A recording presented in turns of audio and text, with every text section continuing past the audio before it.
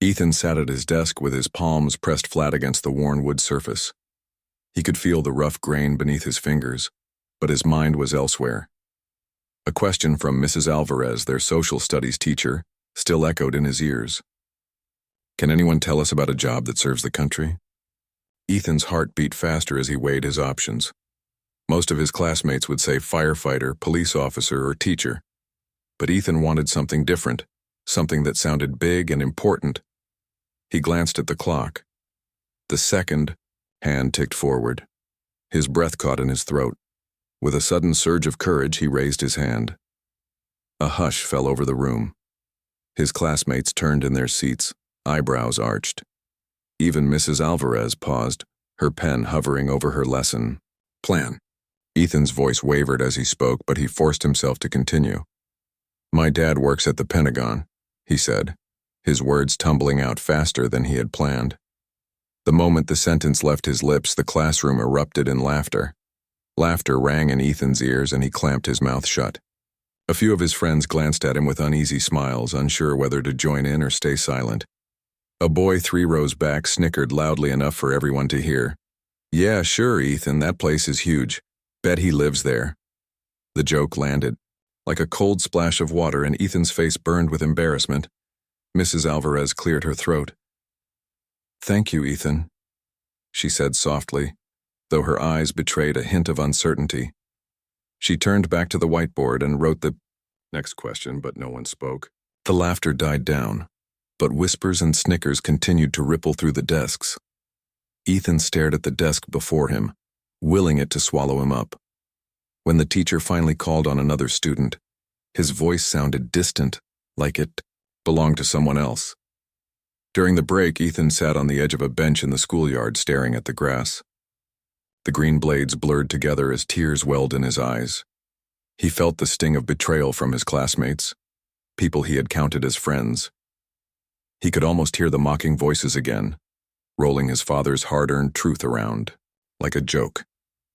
He clenched his fists, digging his nails into his palms.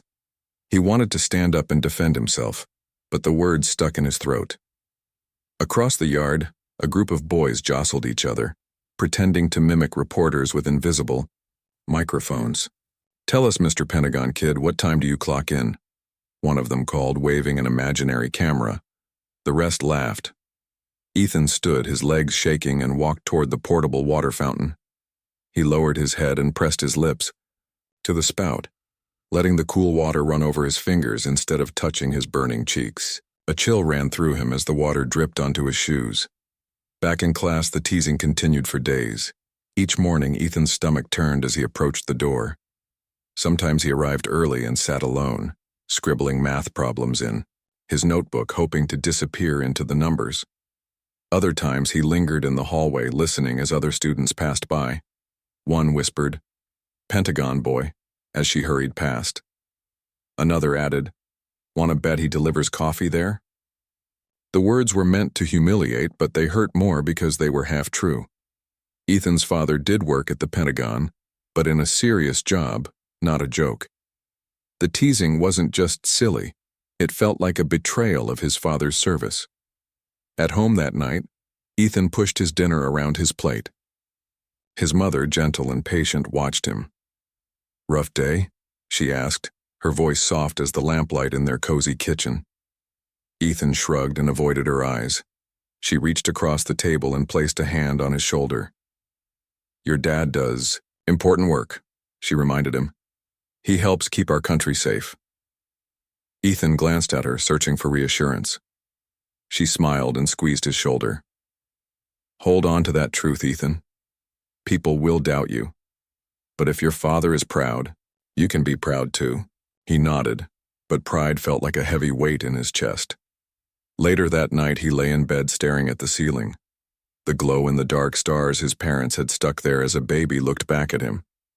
Back then, he had believed his father's stories about working on top-secret projects, meeting high-ranking officials, and traveling to far-off places. Those stories had sounded like fairy tales. Now they felt like lies. Worse, they had become the source of everyone's jokes. The next day at school, the teasing had shifted into a low rumble. Some students whispered just loud enough for Ethan, to hear. Others gave him sideways glances as if waiting for him to crack. He felt like a spotlight had been trained on him, and no matter where he went, he would never escape its glare. Even Mrs. Alvarez seemed unsure how to handle the situation. When he answered a question correctly, she offered only a brief nod. She didn't single him out for praise.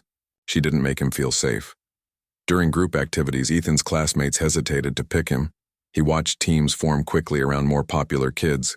He felt the sting of being the odd one out. His best friend Maya sat alone too, but he couldn't bring himself to ask her to sit with him. Every time their eyes met, she looked away. Later, he found out she had been warned by her brother not to get too close to the Pentagon rumor kid. Recess felt like a gauntlet. Ethan's feet dragged as he walked to the swing set. He clutched the chains, swung back and forth, avoiding all eye contact. He thought about his father, who baked cookies with him on weekends and told bedtime stories about the cool gadgets he saw at work. His father had never made him feel small. If only he could transport campus bullies to their kitchen, he would show them the real man behind the rumors. As the final bell rang, Ethan packed his bag and headed home. He tried to muster the courage to ask his mother if he could skip school, but the words died on his tongue. Instead, he trudged through the front door and found her in the living room sorting through bills. She looked up and smiled. "How was school?" she asked, but her eyes flicked with concern. Ethan shrugged again. His mother set aside the papers and patted the couch. "Come sit with me," she said. Ethan hesitated, then sat down. The living room was warm and smelled of his mother's lavender polish. Outside, dusk had begun to settle, and the world felt gentle, removed from the harsh words of his classmates. He looked at his mother and suddenly felt both small and safe. "Your father called today," she said. "He'll be home for dinner tomorrow." Ethan's heart fluttered at the news. Just the thought of seeing his dad's familiar smile and hearing his steady voice wrapped him in comfort. "I miss him," he admitted. She squeezed his hand. "He misses you more, and he's proud of you. Don't let anyone make you doubt that." Ethan closed his eyes, breathing in her calm. He knew the next day would come, but for now, in the soft glow of their living room, he felt a spark of hope. He would hold on to that hope and the truth. His dad really did work at the Pentagon, and one day, everyone would see it too. Ethan woke the next morning with a knot in his stomach. He lay in bed for a few moments, staring at the glow-in-the-dark stars on his ceiling. Each one seemed to mock him, shining brightly as if daring him to face another day of whispers and snickers. Eventually, he swung his legs over the side of the bed and stood up, the wooden floor cool against his bare feet. He tried to shake off the anxiety, but it clung to him like a wet blanket. Downstairs, he found his mother making pancakes. The sweet smell of batter and syrup should have cheered him, but instead it felt out of place, like laughing in a library. She looked up when he entered, her face warm. "Morning, sunshine," she said, flipping a pancake in the pan. "Sleep, okay?" Ethan forced a small smile and nodded. He shuffled to the table and sat down. His mother placed a plate before him, and he poked at the stack, watching the syrup pool around the edges. He managed a few bites, but his appetite was gone. Every mouthful reminded him of the laughter at school. At school, the hallway felt narrower than usual. Lockers loomed on each side like silent sentinels. Ethan eased past them, hoping no one would call his name. He was too late. A group of kids by the water fountain turned to him.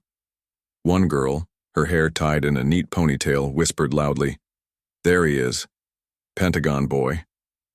The others giggled. Ethan's cheeks burned. He forced himself to keep walking, head down, backpack straps digging into his shoulders. In class, Mrs. Alvarez began the day with a geography quiz. Ethan tried to focus on naming capital cities, but his mind kept slipping back to those words he had spoken, words that now felt like they belonged to someone else. "What is the capital of France?" she asked. Ethan answered correctly, "Paris," but the praise that followed felt hollow. His classmates barely glanced at him. They were too busy sharing jokes under their breath. When lunch came, Ethan lingered by his locker, hoping to avoid the cafeteria. The idea of sitting alone in that noisy room filled him with dread, but there was nowhere else to go. He walked in and scanned the tables. Every seat was taken, or so it seemed, until he noticed Mrs. Carter, the librarian, sitting at a corner table with a book in front of her. She looked up and offered him a gentle smile. "Mind if I join you?" he asked quietly. She shook her, and he sat down. The book on her table was about mythology, but neither of them spoke of it. Instead, they ate in companionable silence.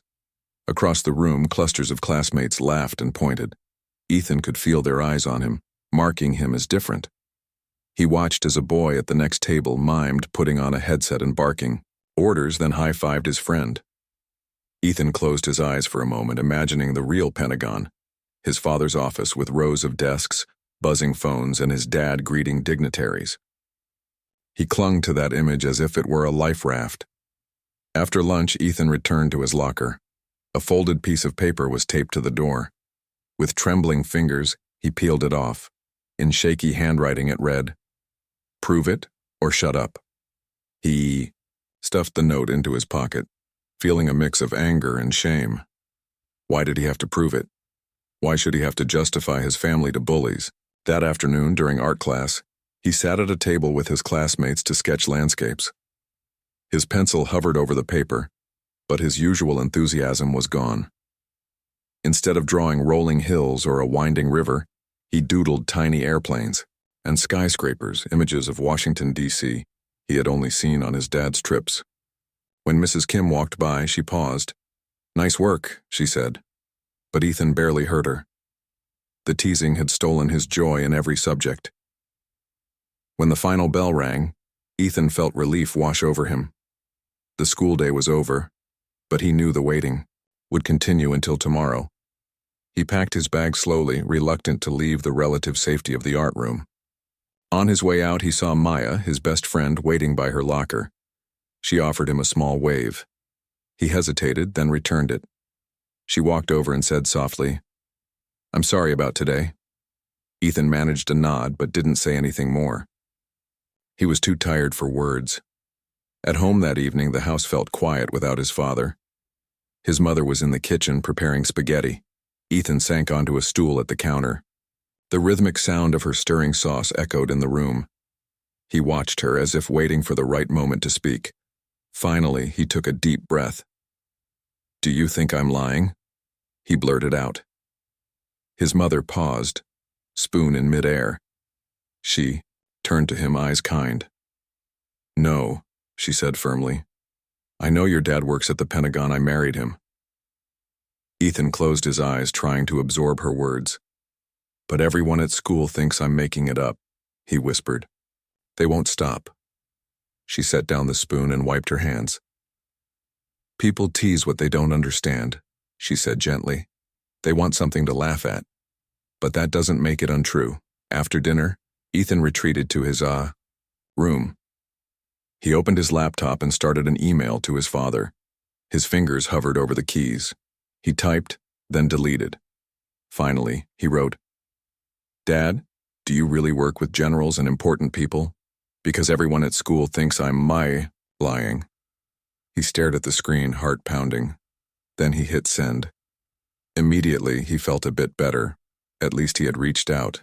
He shut the laptop and lay on his bed, watching the ceiling. The stars weren't mocking him tonight. They were just silent. The next morning, Ethan arrived at school and saw a reply from his dad. The message was short, but filled with warmth. "Yes, son, I work at the Pentagon. I help plan what keeps us safe. I'm proud of you for speaking up. Don't let anyone make you doubt yourself." Ethan read it over and over as he walked down the hallway. He felt a spark of strength inside him, like a small flame flickering to life. In homeroom, a boy who had teased him yesterday, Jake, tossed a peanut at Ethan's head.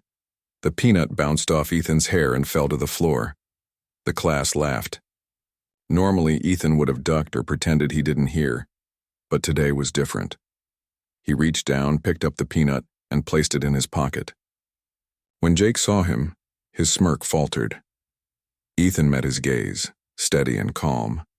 Without a word, he turned and walked to his seat. Jake looked at the peanut in Ethan's pocket, then back at him, and shrugged.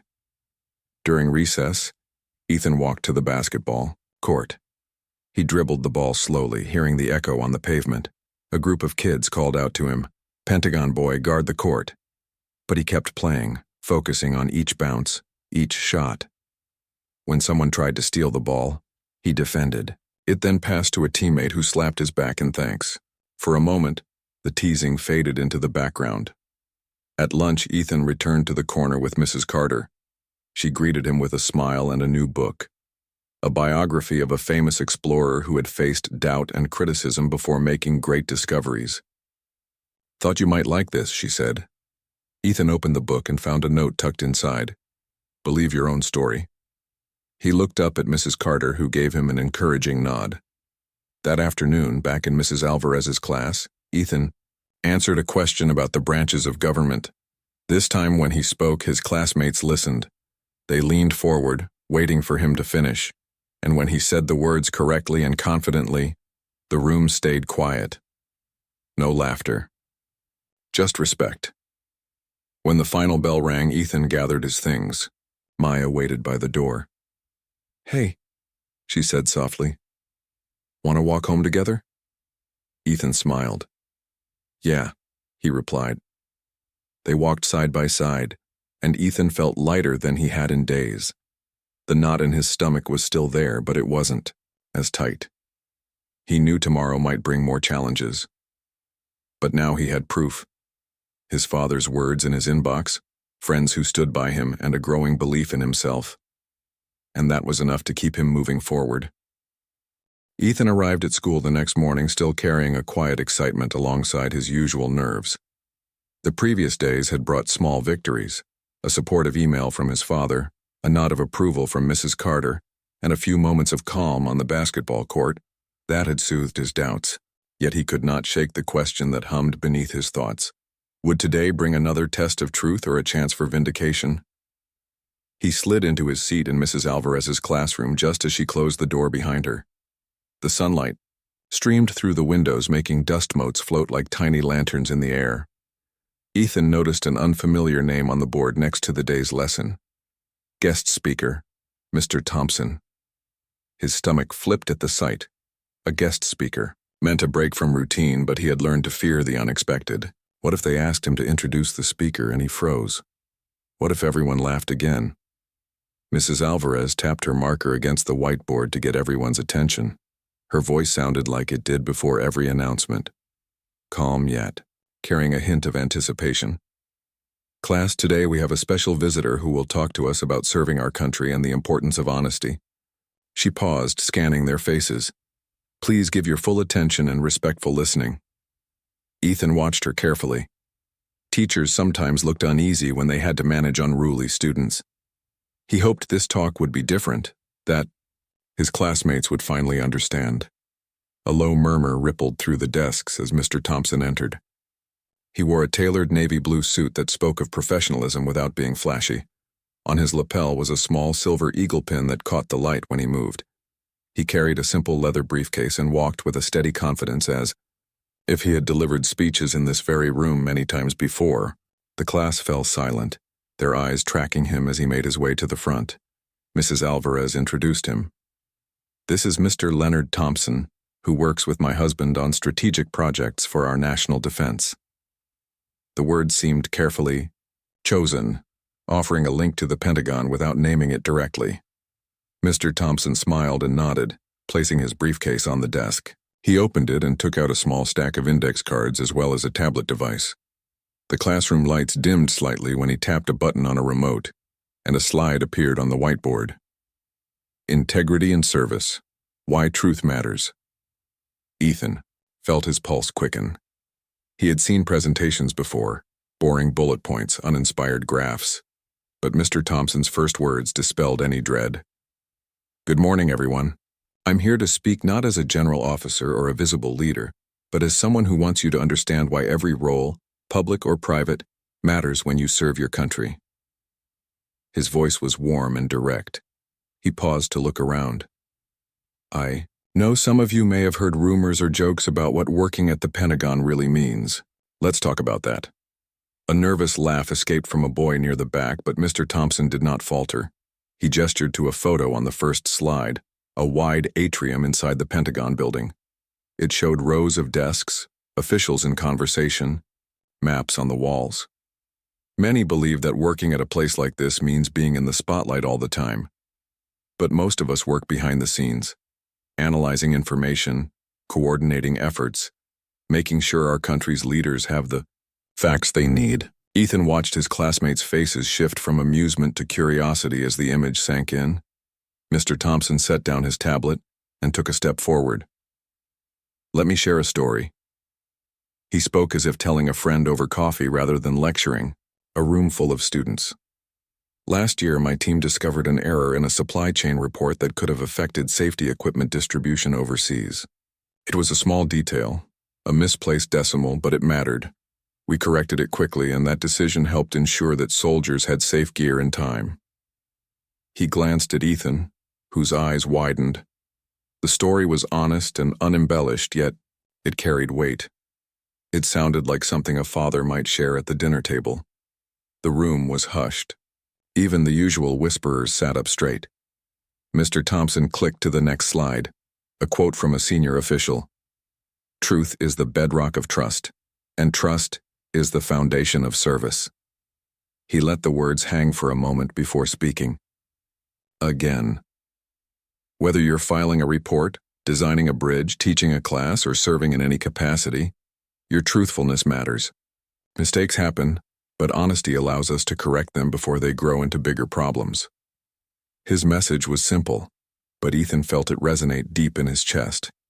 As Mr. Thompson spoke, Ethan's classmates started to lean in. A girl who had teased him before shifted in her seat, her expression thoughtful. A boy who often doodled in class switched his notebook closed and gave the talk his full attention. Ethan realized this moment, this clear, respectful conversation, was exactly what he had needed. He recalled how alone he had felt just days ago and how proud he now was of his father's real work. When the talk ended, Mrs. Alvarez invited questions. Hands shot up across the room. One student asked about career paths in government service.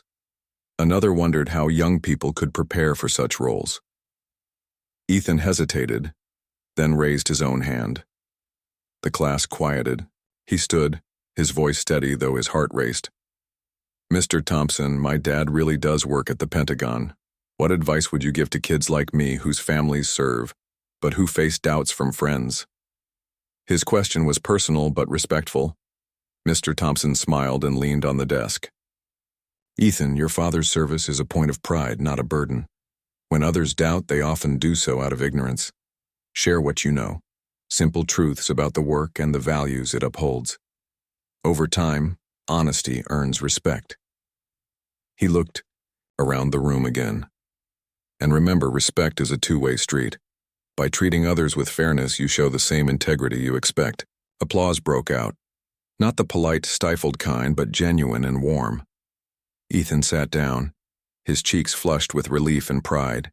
He glanced at his classmates, encountering a new understanding in their eyes. The bell rang shortly after, but no one rushed to leave. A few students lingered, talking softly among themselves. Ethan gathered his books, feeling as if he were walking on air. He stepped outside into the hallway and saw a group of boys who had once jeered now giving him nods of acknowledgement. One even tapped his shoulder and said, "Hey man, sorry for the peanut thing, that talk was something else." Later that afternoon, Ethan replayed the morning's events in his mind while walking home with Maya. He told her every detail, the slides, the stories, the questions. She listened with wide eyes. "I'm really proud of you," she said. "And your dad." He smiled, feeling the knot in his stomach loosen. The day had started with anxiety and ended with understanding. He realized that sometimes truth needed a stage, and that stage could be a simple classroom with a speaker who spoke from the heart. As he turned the corner toward his house, Ethan felt ready for whatever came next. Ethan woke before his alarm, the morning light still soft and gray outside his window. His dreams of last afternoon's talk with Mr. Thompson lingered, filling him with a quiet excitement. For the first time since the teasing began, he felt a sense of calm anticipation rather than dread. He dressed quickly in his favorite blue hoodie and jeans, grabbed a granola bar and slipped out of the house. His mother gave him an encouraging smile as he left. "Have a good day, honey," she said, handing him a thermos of hot chocolate. He nodded, holding the warm cup like a talisman against any lingering fears. At school, Ethan's footsteps sounded lighter in the hallway. He passed lockers and classrooms, noticing the usual scrawl of flyers and posters, but for once, the noise around him felt less threatening. He entered Mrs. Alvarez's room early and saw that the desks were arranged in a semicircle around the front. Ethan chose a seat near the middle, determined to be part of the conversation rather than fade into the back row. A quiet murmur filled the room as other students trickled in. Maya slipped in beside him and gave him a thumbs up. Ethan managed a small grin. He felt ready for whatever today would bring. Mrs. Alvarez stood at her desk adjusting a stack of papers. She caught Ethan's eye and nodded, a look of approval on her face. When the rest of the class settled, she tapped her pen on the desk and began. "Today we're going to dive deeper into the idea of service," she said, her voice steady. "I want you all to think about what it really means to help others." She paused, looking at each student. "Last time we heard from Mr. Thompson about integrity at work. He challenged you to consider how honesty underpins every role. Today we'll explore how service requires more than just duty. It demands empathy and courage." A few students muttered complaints under their breath, but Ethan felt his heart lift. He remembered Mr. Thompson's stories and Mrs. Alvarez's kind support. He gathered his notebook and pen ready to write down whatever came next. Mrs. Alvarez handed out blank index cards and asked each student to write down one small act of service they could do for someone else. "It can be anything," she said, holding the door, listening to a friend helping with homework. "No act is too small." The class fell silent as pencils scratched paper. Ethan thought for a moment, then wrote, "Sit with someone who feels alone." He folded the card and placed it in a basket at the front. When everyone had contributed, Mrs. Alvarez mixed the cards and asked each student to draw one. Ethan watched as Maya drew a card and read it aloud. "Help clean up trash on the playground." She nodded thoughtfully and put the card on her desk. Ethan's turn came next. He reached into the basket and pulled a card. "Share a true story. When others doubt you." His heart leapt. The words felt heavy in his hand. He read them twice, then looked up at Mrs. Alvarez. She smiled and gestured for him to speak. Ethan took a deep breath. His classmates watched him silently. "I'll do it," he said, voice calm. "I'll share my story today." A few heads turned, curiosity shining in their eyes. Mrs. Alvarez clapped once, softly. "Excellent, Ethan, whenever you're ready." He stood slowly and cleared his throat.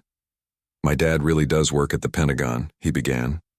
He spoke, clearly recalling details from the email his father had sent. He described his father's office building, the corridors he had walked down on visits, and the people he had met, generals and analysts, all working quietly to keep supplies moving. And plans on track. He told them about the time his dad showed him a map of a remote base and explained how a small error could delay important deliveries. He spoke of the pride he felt when he baked cookies with his dad during visits and listened to the stories of real challenges overcome. As he spoke, Ethan saw expressions shift around the room. Some classmates exchanged glances, as if surprised by how ordinary and real it all sounded. The boy who often teased him leaned forward, eyebrows raised. The girl who had waved away his questions stared at him with new interest. When Ethan finished, he looked around, unsure what to expect. Silence reigned for a moment, an emptiness broken only by the soft hum of the air conditioner. Then Mrs. Alvarez stood and clapped. A slow ripple of applause followed, growing until the whole class was clapping for him. Ethan felt his face flush, but it was a warm glow of pride rather than embarrassment. "You were brave to share, Ethan," Mrs. Alvarez said. "Thank you for that honesty." She turned to the class. "Who else would like to share?"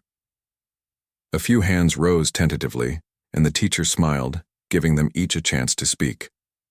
Some offered small acts of kindness they had performed, helping younger siblings with reading, walking a neighbor's dog, tutoring classmates in math. The energy in the room had shifted from skepticism to support. After class, as students gathered their bags, a boy named Carlos came over. He looked a bit unsure but sincere. "Hey, Ethan," he said quietly. "I'm sorry I laughed before. I guess I was wrong." Ethan nodded, surprised at how good it felt to hear an apology. Carlos offered his hand, and Ethan shook it. Out in the hallway, Maya bumped his shoulder playfully. "See? Truth wins," she teased. Ethan laughed, the sound bright and free. They walked to the lockers together, and a few other students passed them, giving nods or smiles.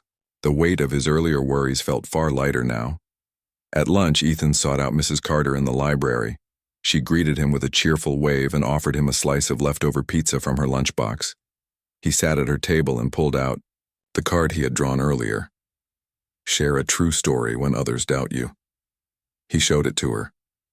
She smiled and tapped it with her finger. "You fulfilled your promise," she said warmly. "I'm proud of you." The afternoon sun filtered through the tall windows, making the library feel cozy and safe. In art class later, Ethan picked up his pencil with renewed energy. He sketched a scene he had in mind: a classroom filled with students listening intently, a speaker at the front sharing his story, and one boy standing tall in the middle, proud of who he was. When Mrs. Kim came by and saw the drawing, she raised her eyebrows. "That's wonderful, Ethan. It tells a story all on its own." He smiled and continued shading. By the end of the day, Ethan's mind buzzed with possibilities. He thought of small acts of service he could do: helping the new girl in science class, volunteering to feed the class hamster, organizing a mini cleanup of the art area. He even considered writing a short newsletter about acts of kindness for the school bulletin board. As he packed his bag to go home, he felt a joyful confidence. The teasing was not gone forever. He knew some students still whispered, but the truth had taken center stage. His classmates had seen his courage and recognized the value of honesty. And for Ethan, that recognition was more powerful than any joke. When he reached home, his father was waiting at the door, briefcase in hand but eyes lighting up at the sight of him. Ethan ran forward and hugged him tight. "Dad, today I shared your story," he said, voice full of excitement. His father set down his briefcase and returned the hug, pride shining in his eyes. Later that evening, as Ethan lay in bed, he thought back to the day's events. He replayed the moment he drew the card, the hush before he spoke, and the applause that followed. He realized that truth, once given a chance, can change hearts and minds. And he drifted to sleep with a smile, knowing that tomorrow would bring new challenges, and that he was ready to face them with honesty and courage. The morning sun peeked through Ethan's bedroom window as birds chirped softly outside. He stretched and sat up in bed, still smiling from the day before. A strange and peaceful feeling settled over him, like the calm after a long storm. He got ready faster than usual, even humming a little while brushing his teeth. Today felt different, lighter, like he had finally taken off a heavy backpack he had been carrying for weeks. Downstairs, the smell of scrambled eggs and toast filled the kitchen.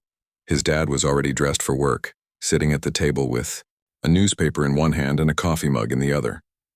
Ethan's mom flipped a pancake onto a plate and slid it in front of him.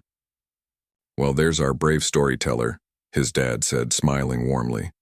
"I read your teacher's email last night. She told me how proud she was of you." Ethan sat down and took a bite of pancake. "It went better than I thought," he said. No one laughed this time. His dad leaned in slightly. "That's because you spoke from your heart, and people can feel the truth when it's real." Ethan looked at him, his heart warming. "Thanks, Dad." When Ethan got to school, the halls didn't feel quite so cold anymore. He walked with his shoulders back and head held high. A few students nodded at him in the hallway. Maya joined him near the lockers, her backpack bouncing lightly as she walked. "So today's the assembly," she reminded him. Oh yeah, Ethan said. Do you think it'll be boring? I heard we're getting another speaker, Maya replied. Maybe it's someone famous. Ethan shrugged, though a small flicker of hope lit up inside him. After everything that had happened, he couldn't help wondering if there might be one last surprise.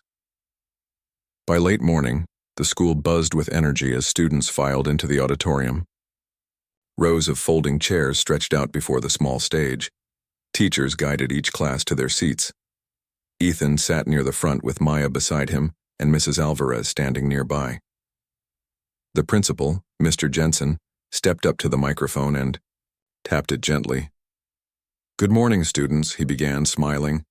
Today we're lucky to have a very special visitor who came here at the request of one of your own classmates.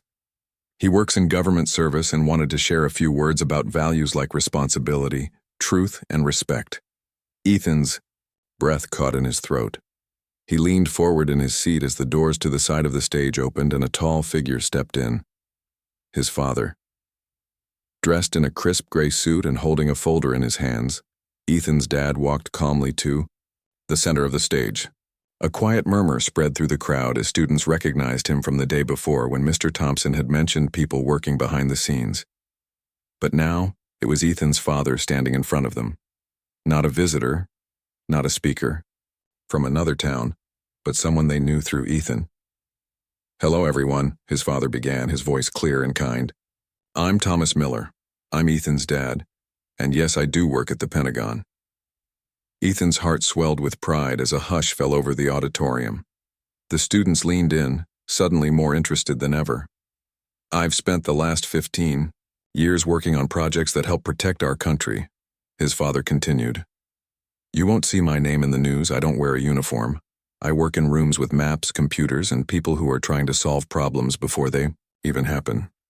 My job isn't about being in the spotlight. It's about being careful, thoughtful, and honest, even when no one's watching.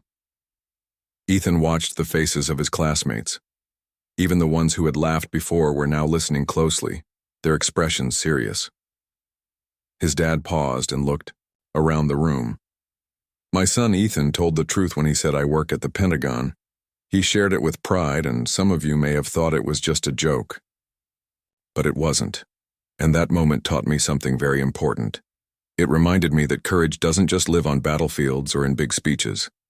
Sometimes courage shows up in a classroom, in a quiet voice, from someone who dares to speak the truth even when it's hard. The auditorium stayed silent, but this time it wasn't out of awkwardness. It was respect. Deep, honest respect. Ethan's dad finished with a simple message. No matter what path you choose in life, let truth and kindness guide your steps, and always stand by what you know is right. With that, he stepped back and the room filled with applause. Long, genuine, and loud. After the assembly, dozens of students surrounded Ethan. Some gave him high fives, others offered shy smiles, or said things like, "Hey, your dad's cool," or, "I didn't know it was real. I'm sorry I doubted you." Carlos, the boy who had apologized earlier, came up again and said, "Your dad should be a teacher. He's the best speaker we've had all year." Ethan could barely keep up with the wave of attention, but he accepted it all with grace.